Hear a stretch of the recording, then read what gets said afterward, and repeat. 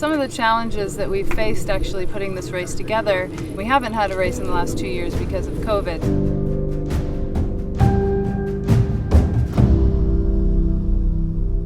Hi, my name is Zaina Haroon and I'm the event director for Racing the Planet. I've been working with Racing the Planet now for about 7 years, and Racing the Planet organizes multi-day ultramarathons around the world. The distance is usually about 250 kilometers over 7 days, and participants run, walk, jog, hike, sometimes crawl, about a marathon a day. And on top of that, they have to carry all of their equipment with them on their back as they move from camp to camp.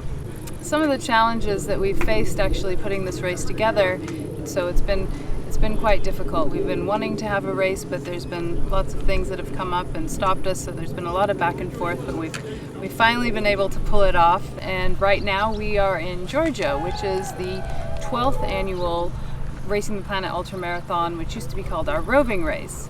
This race changes locations every year. It's quite amazing that we're here, and some of the hoops that we had to jump through, which make complete sense, is making sure that all of our racers are vaccinated, making sure that they had negative PCR tests before we joined as a group at Camp 1, and also PCR tests so that they're able to leave the country and enter their home country safely.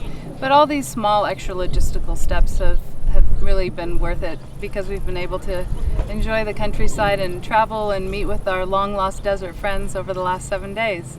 It's been an incredible experience. And this year, like I said, we're in the country of Georgia, and it's one of the most unique places I think I've ever been. It's a very interesting combination of where East meets West. Everything from the culture to the food to the people to the landscape and the cities.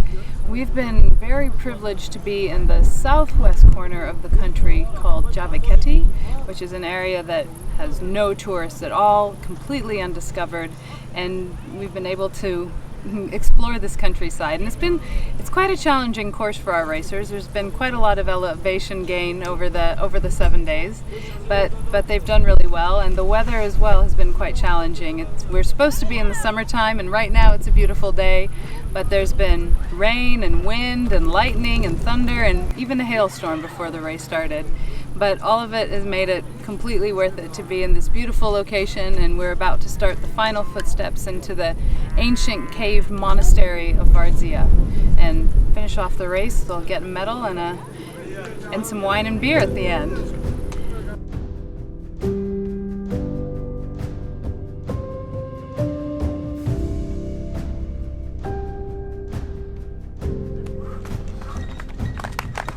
The whole course was nice.